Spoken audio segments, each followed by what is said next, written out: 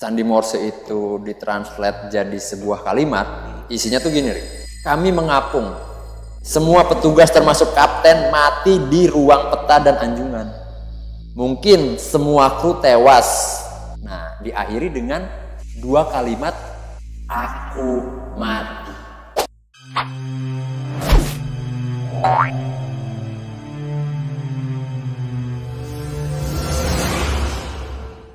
Assalamualaikum warahmatullahi wabarakatuh. Selamat malam dan selamat datang kembali di channel Mowok Game. Masih bareng kita berdua di tempat dan set yang sama.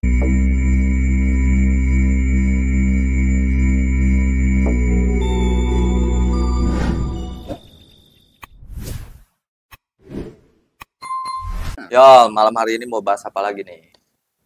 Malam hari ini gua mau bahas Flying Dutchman-nya Indonesia, Rik. Wih, keren amat.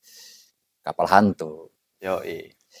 Jadi di Indonesia ini dulu ada ya cerita sih, sebetulnya cerita rakyat atau enggak cerita apa, tapi bukan hanya di Indonesia aja yang terkenalnya, Rik. Justru terkenalnya malah di negara-negara luar, khususnya negara-negara Eropa. Oh, Belanda, Inggris, sepertinya gue tahu itu deh. apa? Kalau nggak salah SS Medan Orang ya? SS Orang Medan. Oh iya iya. Kebalik berarti. Yo, jadi Gimana, gini, gimana, Rik. gimana? SS Orang Medan itu kapal kargo milik Belanda sebetulnya. Yang pada saat itu kalau nggak salah kejadiannya di tahun 1947 atau enggak 1948 itu lagi berlayar di Selat Malaka terus meledak, Rik. Oke. Nah, sebelum kejadian meledaknya atau karamnya kapal SS Orang Medan ini, operator radio kapal Orang Medan ini ngirimin SOS ke beberapa kapal yang sedang berlayar di Selat Malaka itu, Rik. Jadi Selat Malaka itu perairan atau laut di antara Pulau Sumatera sama Semenanjung Malaya, Rik. Sumatera sama Malaysia gitu loh. Oh iya. Nah, di situ tuh antara situ. Yang emang dulu kan itu kan lumayan jalur emas perdagangan kan. Belanda dulu kan masuk ke Indonesia kan kebanyakan lewat jalur situ loh. Intinya SS kapal Orang Medan ini, referensi pertama mengenai insiden di kapal ini tuh pada Proceeding of the Merchant Marine Council pada bulan Mei 1952, Rik. Catatannya itu dipublikasikan oleh United States Coast Guard. Ya, lembaga kelautan gitu deh. Kapal-kapal gitu. Nah, catatan mengenai insiden kapal ini telah muncul dalam berbagai buku dan majalah, terutama di majalah Fortin. Nah, tapi kebenaran peristiwanya nih ya masih belum diketahui, Rik. Sampai sekarang pun emang yang bilang itu cuma cerita gitu. Terus ada yang bilang ini nyata gitu. Banyaklah teori-teori propaganda yang mengiringi cerita-cerita ini. Tapi setahu gue itu masih belum jelas ya. Maksud gue masih ada dua versi sih yang gue tahu itu cerita itu ya. Iya, ada dua versi memang. Nah, nih ya, gue ceritain lah salah satunya ya. Iya. Nah, peristiwanya tuh emang ada dua versi, Rik. Yang pertama itu menurut Vincent Haggadis ya, yang dalam bukunya Invincible Horizon, True Mysteries of the Sea, di situ beliau nulis SS Orang Medan hilang pada Februari 1948. Nah, ada lagi versi lainnya. Itu versi yang kedua itu menurut koran Belanda The Lokomotif. Iya. Yang ngeberitain bahwa SS Orang Medan ini hilang pada Juni 1947 malah. Beda setahun, malah duluan yang versi yang kedua nih, yang menurut koran Belanda nih kan. Nah, itu kapal SS Orang Medan itu hilang 400 mil dari Kepulauan Marshall di Pasifik. Di Laut Pasifik ya? Iya, di Pasifik. Pasifik. Nah, inti dari cerita peristiwa ini kan terjadinya tuh di tahun 1948 atau enggak di 1947 kan. Ya gua tarik yang tahunnya yang paling muda lah ya, yang paling tua lah ya, yang 1947 lah. Pada bulan Juni 1947 itu, Rik, beberapa kapal yang berlayar di Selat Malaka itu nerima sinyal SOS. Oke. Dari salah satu kapal loh ya. Ya kapal Orang Medan ini. Jadi beberapa kapal yang sedang berlayar di Selat Malaka itu nerima sinyal SOS, Rik. Sinyal minta tolong. Minta tolong. Nah, sinyal SOS ini, Rik, itu masih berupa Sandi Morse. Lo tau kan Sandi Morse kan? Oleh lo ikut pramuka itu yang titit yang itu. Nah, bahkan bukan cuma kapal-kapal yang lagi berlayar aja yang nerimanya, Rik. Jadi pos pantau Belanda dan Inggris yang ada di Selat Malaka itu ya, itu juga nerima sinyal itu. nerima sinyal dari SS Orang Medan ini. Ya. Karena banyak yang nerima sinyal SOS ini kan, bahkan pos pantau Belanda Inggris pun nerima. Gitu. Iya. Itu isi dari sandi Morse yang kapal SS Orang Medan kirim ke beberapa kapal itu, Rick. Itu sampai ada dokumen resminya dari CIA. Itu sampai CIA itu ngerilis dokumen resmi isi dari sinyal itu, Rick. Jadi setelah ditranslate sandi Morse itu ditranslate jadi sebuah kalimat, isinya tuh gini, Rick. Kami mengapung. Semua petugas termasuk kapten mati di ruang peta dan anjungan. Mungkin semua kru tewas. Habis dari situ sinyalnya nggak kebaca tuh ya, kayak gitu doang. Nah, diakhiri dengan 2 kalimat, aku mati. Officer, including captain, are dead. Lying in chart room and bridge. Possibly whole crew dead. In dead. Dari si operator Yang ngirim sinyal itu ya. radio ini. Nah, pada saat itu ada 2 kapal Amerika yang memang nangkep secara jelas sinyal itu, Rick. Nah, 2 kapal Amerika itu SS City of Baltimore sama SS Civil Star. Oke. Nah, setelah 2 kapal Amerika ini nerima sinyal SOS itu, Rick, Oke. itu 2 kapal Amerika ini langsung nyari titik koordinat nih. Di mana nih si pengirim pesan nih? Gitu. Iya. Ada di mana nih titik koordinatnya? Setelah melakukan pemetaan, akhirnya nemulah titik koordinatnya nih 2 kapal ini. Nah, kebetulan kapal terdekat dari titik koordinat kapal yang ngirimin sinyal SOS itu kapal SS Silver Star. Oke. Akhirnya nyari lah tuh si kapal Silver Star tuh, nyari titik koordinat di mana kapal itu hilang. Bukan hilang sih, di mana kapal itu ngirim sinyal bahaya ini. Nah, dalam perjalanan nyari kapal yang ngirim sinyal SOS ini, Rick, itu kapal Silver Star ini, Rick, itu ngebales pesan SOS itu, Rick. Maksudnya ngirim pesan lagi lah ke kapal itu, tapi nggak ada balesan. Mencoba komunikasi lah. Iya, nyoba komunikasi, posisi di mana, apa yang terjadi, maksudnya kan gitu kan. Tapi nggak ada balesan. Nah, sampai akhirnya kapal Silver Star ini ngeliat ada 1 kapal itu terombang-ambing gitu, Rick. Jadi kapalnya itu bukan nggak yang seperti digambarkan kapal hantu yang terbengkalai, acak-acakan tua gitu, rusak gitu yang ya. Kapalnya itu masih bagus. Ya, dalam arti bukan bagus yang kapal baru ya, kapal dalam, tapi masih bagus.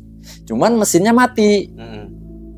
Mesinnya mati, kombang-ambing gitu, kelihatannya juga kok nggak ada kru kapalnya gitu. Intinya sepi kapal lah ya. Sepi lah. Ibarat kata mah kapal tak berpenghuni lah ya. Nah, dari situ kapal Silver Star itu sebelum ngedeket, Rick, itu ngasih sinyal nyalain klakson kapal dong. Kapal itu kan, kapal laut kan, nggak ada jawaban juga, nggak ada balasan juga dari itu kapal. Sampai akhirnya ya udahlah, kru kapal Silver Star mutusin buat kita dekatin, kita lihat ada apa di kapal itu. Nah, akhirnya kapal Silver Star itu ngedeket lah ke kapal yang nggak tahu ada awaknya apa enggak nih. Setelah masuk ke kapal SS Orang Medan ini, Rick, kru kapal Silver Star ini, itu kaget gitu. Masalahnya ketika dia masuk, Rick, itu banyak mayat-mayat kapal SS Orang Medan ini geletak gitu. Dan posisinya pun mayatnya sama, hampir sama semua.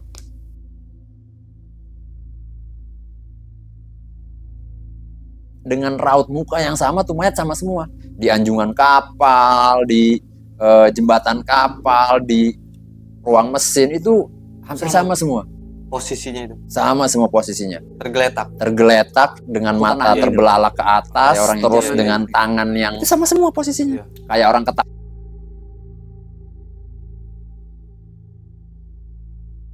Nah, waktu kru kapal Silver Star ini lagi nyari atau ngidentifikasi itu mayat-mayatnya, Rick, ternyata bukan cuma manusia aja. Nah, di situ ada 1 anjing juga yang udah mati juga. Ada anjing. Iya, dengan posisi yang hampir sama gitu. Kayak ketakutan juga si anjing ini. Sampai akhirnya udah di intinya mau udah sisir nih kapal nih kan. Mayatnya ada di mana aja nih.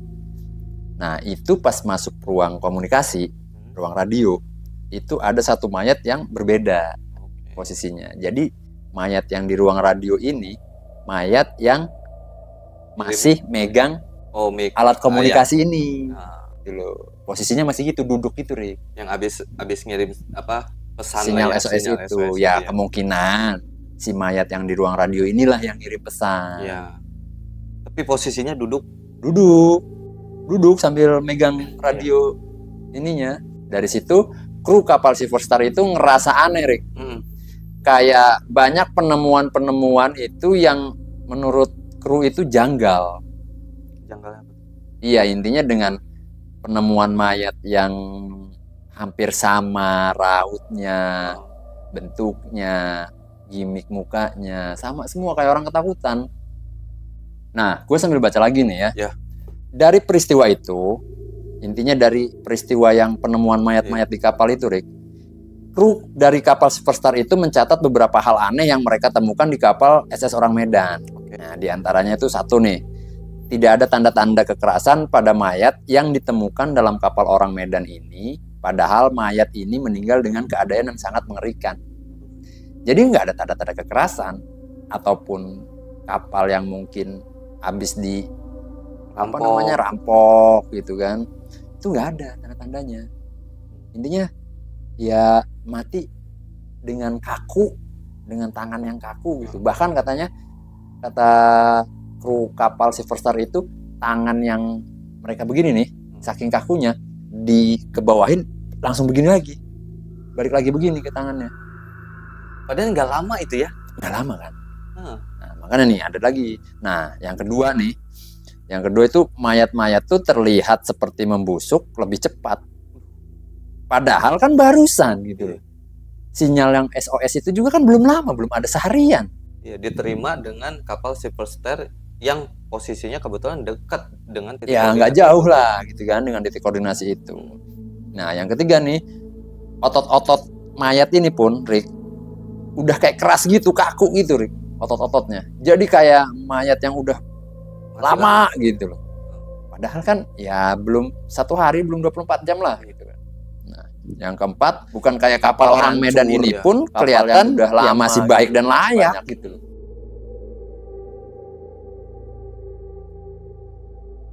Dan nggak ada kendala mesin apapun itu kan? Iya, kalau masalah nggak ada kendala mesin kan itu kurang tahu ya. Masalahnya kan kru kapal Silver Star itu kan begitu mereka masuk pun emang kapal itu udah mati, yang udah terombang-ambing itu kan yang gue bilang tadi gitu.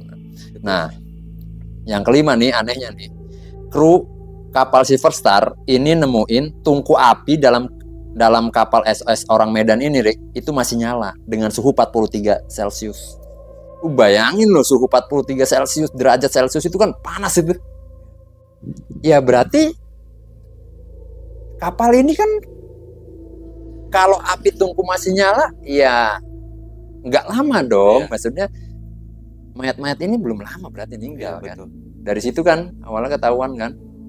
Terakhir nih, Rick, yang keenam, pas kru kapal Silver Star mau derek kapal Orang Medan ini ke pelabuhan terdekat lah, pas mau derek ini, Rick. Pas kru kapal Silver Star ini mau ngederek kapal Orang Medan buat ke pelabuhan terdekat agar bisa diinvestigasi lebih dalam lah gitu kan. Tiba-tiba aja ada kepulan asap dari lambung kapal SS Orang Medan. Sampai akhirnya meledak, kapalnya karam. Dari situ kru kapal Silver Star itu motong tali. Tali yang buat ngedereknya itu, Rick. Pas setelah dipotong, kapal itu langsung meledak, langsung karam. Makanya yang jadi masalah kan itu kan, nggak bisa teridentifikasi karena keburu meledak, lalu karam sebelum dibawa ke pelabuhan. Nah, itulah akhirnya yang jadi simpang siur tuh. Banyak teori-teori bertebaran lah. Bahkan banyak peneliti-peneliti dunia pun coba mengidentifikasi atau bikin hipotesa gitu ya, bikin hipotesis itu yang aneh-aneh lah. Karena banyak keanehan yang terjadi pada peristiwa ini, sampai akhirnya kapalnya tidak bisa diderek ke pelabuhan untuk diidentifikasi, Rick. Itu banyak teori-teori bermunculan tentang kapal Orang Medan ini, Rick. Nah, teori yang pertama nih ya. Jadi kapal kargo ini bawa barang berbahaya. Jadi barang muatan yang ada di kapal SS Orang Medan ini barang ilegal atau barang berbahaya. Teori ini dikemukakan oleh salah seorang sejarah kelautan dan beliau juga penulis artikel Cargo of Death, namanya Bainton. Ini pertama kali dengar SS orang Medan pada tahun 1961. Ya, jadi si peneliti ini ngedengar ceritanya itu tahun 61. Ya. Nah, semenjak itu Roy Bainton ini tertarik untuk meneliti kebenaran peristiwa dari SS orang Medan, dari kapal SS orang Medan ini. Sampai ngabisin waktu kurang lebih 15 tahun loh, bayangin, buat neliti peristiwa terjadi kapal SS orang Medan ini. Lama juga tuh ya. Ya, karena saking penasaran ya mungkin kan. Ini emang benar atau memang cuma cerita rakyat gitu loh. Setelah ngabisin kurang lebih 15 tahun itu, Rick, dalam penelitiannya Bainton ini berhipotesis bahwa kapal SS orang Medan ini mungkin terlibat dalam operasi penyelundupan bahan kimia seperti kombinasi potasium, sianida, dan nitrogliserin, atau bahkan persediaan agen saraf di masa perang. Jadi kayak bawa senjata biologi gitu. Iya. Nah, menurut teori ini, Rick, air laut akan memasuki palka kapal bereaksi dengan muatan untuk melepaskan gas beracun yang kemudian menyebabkan awak kapal mengalami sesak napas atau keracunan. Belakangan, air laut akan bereaksi dengan nitrogliserin yang menyebabkan kebakaran dan ledakan yang dilaporkan oleh Crucible Star itu. Jadi itu menurut Bainton ya. Menurut Bainton. Ada lagi teori yang kedua. Menurut siapa tuh? Ini menurut Vincent Haggadis nih, seorang peneliti, bahwa ada keracunan karbon monoksida, di mana beliau berteori bahwa api membara yang tidak terdeteksi atau kerusakan pada sistem katel kapal mungkin bertanggung jawab atas karamnya kapal SS orang Medan ini. Melarikan diri dari karbon monoksida akan menyebabkan kematian semua penumpang dengan api perlahan menyebar di luar kendali yang menyebabkan hancur dan karamnya kapal SS orang Medan ini. Teori ini juga tertulis dalam dokumen Invisible Horizon di True Mystery of the Sea. Iya, iya. Mungkin Vincent Haggadis ini ngambil teorinya dari situ, ya kan?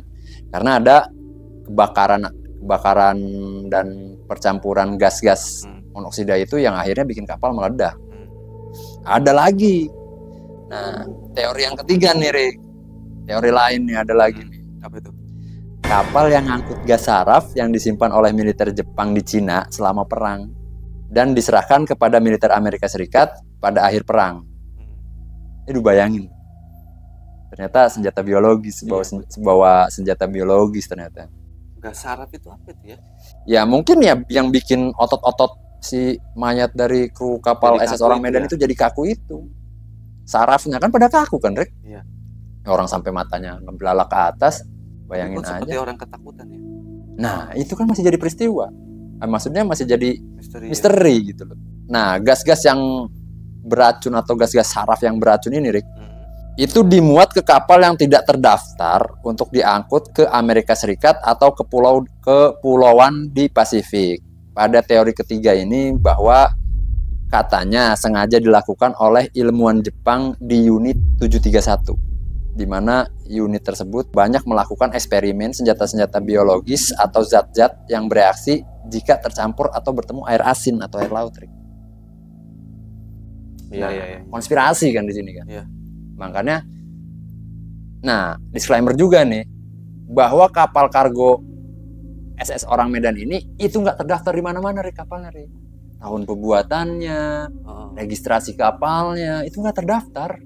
Ya makanya kan ada yang berteori bahwa memang kapal ini didesain untuk tidak didaftarkan, untuk ngangkut barang-barang yang ilegal ataupun yang gas-gas saraf ini untuk senjata perang. Teori yang kelima ini yang kalau gua sih ya lebih percaya yang teori yang kelima ini sih. Apa itu? Jadi adanya pembantaian berencana. Oke. Lo paham nggak dari sini? Paham. Nah, jadi gini loh. Peristiwa kapal SS orang Medan ini sampai nggak bisa diderek ke pelabuhan terdekat, meledak, itu sebetulnya karangan dari kru kapal Silver Star. Oh iya, paham. Jadi sebetulnya aktor yang nyebabin kematian dari kru kapal SS Orang Medan itu sebetulnya kapal Silver Star, kru kapal Silver Star. Entah itu mau ngambil apa gitu kan. Nah, makanya sebelum ditarik ke pelabuhan itu diledakin dulu biar nggak bisa diidentifikasi. Intinya kru kapal SS Orang Medan ini ngilangin jejak lah gitu. Makanya sampai meledak itu kan sebelum dibawa ke pelabuhan itu, Rick, SS Orang Medan ini kapalnya.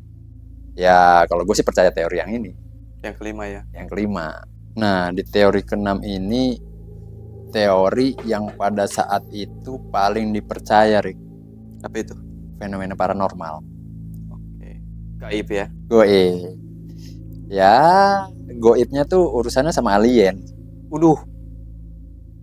Ya intinya kan di teori yang keenam ini itu ditulis kalau kapal SS Orang Medan ini diserang oleh beta, benda terbang angkasa. Iya. Ya alien lah ya kan.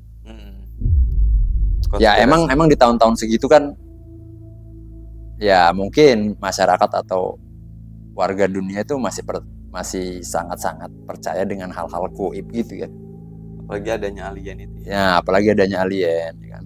Ya mungkin di Indonesia mah ya dibawa penunggu laut gitu kan, diserang hal-hal yang tidak kasat Istana laut, mata, iya. tidak kasat mata, Iya. kayak gitu-gitu, Rick. Nah, menurut lo dari yang 6 teori yang beredar itu, yang mana sih yang lo percaya gitu? Gue sih yang kelima ya. Tapi yang ketiga apa ya? Yang bawa ada Ya, bawa gas beracun itu, Beracun senjata biologis itu masih itu. masuk akal sih menurut gue. Ya, intinya kan sama ya kalau sama kayak gua ya.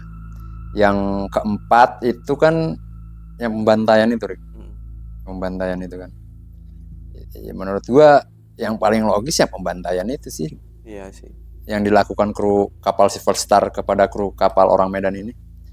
Cuman kan yang jadi masalah gini loh. Nih kapal nggak terdaftar di mana-mana gitu loh. Jadi ya buat apa kapal Silver Star ngilangin jejak gitu loh. Toh bisa aja ketika dia dibawa ke pelabuhan, ya dia bilang ini kapal ilegal, toh salah-salah juga kan? Iya. Gitu loh. Jadi ya buat apa gitu.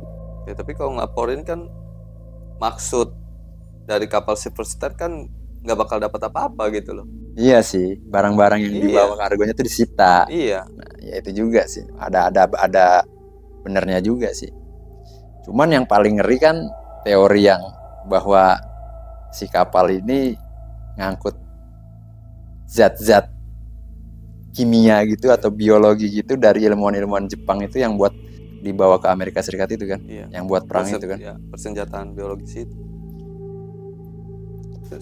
Ya intinya sih dari kapal SS Orang Medan ini, peristiwa kapal SS Orang Medan ini kan sampai sekarang kan teorinya tuh maksudnya nggak terbukti gitu loh, masih yang simpang siur lah. Ini kejadian nyata tak cuman cerita rakyat gitu ya, cerita rakyat. Masalahnya kan kebohongan yang diulang terus-menerus akan jadi suatu kebenaran. Nah, akan jadi suatu kebenaran. Itu sih ya, intinya. Tapi bingungnya gini, Rick. Masalahnya masa sih sekelas CIA sampai ngerilis dokumen resminya loh. Iya juga sih. Iya. Maksudnya bingung kan lo, maksudnya ini nih benar-benar asli atau emang cuman karangan gitu loh. Sepertinya ada sesuatu hal yang ditutupin ya.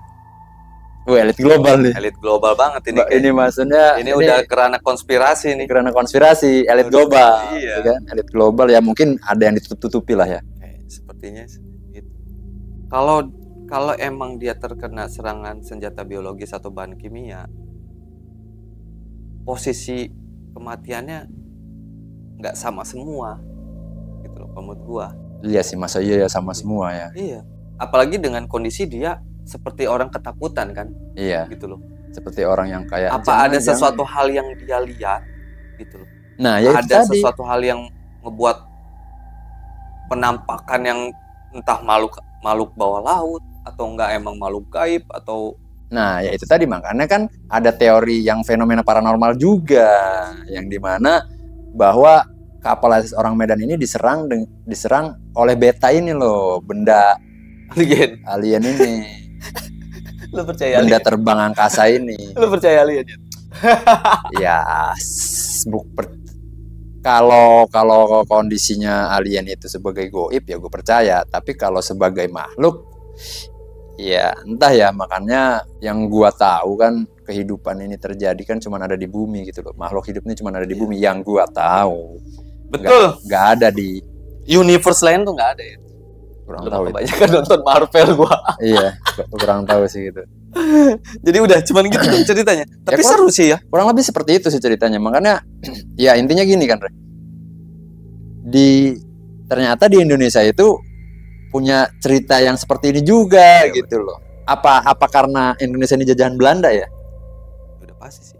Ya maksudnya cerita ini ada apa karena Indonesia ini bekas jajahan Belanda? Masalahnya kan kapal-kapal hantu ini kan, cerita-cerita kapal hantu atau Flying Dutchman ini kan Dari terkenal Belanda. sekali di Belanda gitu loh. Banyak cerita-cerita di Belanda itu tentang tentang Flying Dutchman atau kapal hantu itu, Re. Tapi kalau cerita dari Flying Dutchman-nya itu kan dia kan seorang bajak laut. Iya, bajak laut.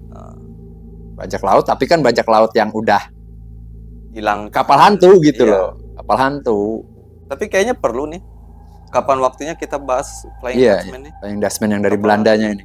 Emang asalnya dari Belanda sih. Iya. Maksudnya cerita-cerita yang tentang Flying Dutchman itu emang asalnya dari Belanda. Cuman masalahnya kan bukan cuma Belanda gitu loh yang percaya tentang SS orang Medan ini. Iya. Inggris, Amerika, ya kan? Aku bingung, aku pusing. Sepertinya kita tutup aja deh. Daripada kita berdebat tentang SS orang Medan Iya, bener. yang cerita nyata apa Fiksi. cuman fiksi atau cerita nyata apa cuman karangan. Tapi menurut gua ini sesuatu hal informasi yang bermanfaat juga, Iya, pengetahuan lah. pengetahuan. Oh ya udah gitu aja, Rek. Gitu aja Ya, kali ya. mungkin informasi atau materi yang gua bawain tentang kapal SS orang Medan ini kurang lengkap. Ya gua mohon maaf. Mohon koreksi kalau nanti ada yang salah di kolom komentar. Ya. Sampai ketemu lagi di video selanjutnya yang lebih seru lagi soal peristiwa-peristiwa tragedi di Nusantara dan di dunia. Oke? Jangan lupa ditonton juga Ngopami edisi Kamis malam dan Senin malam. Yo, pastinya. Gua Erik, Gua Gia. kita pamit undur diri. Wassalamualaikum warahmatullahi wabarakatuh.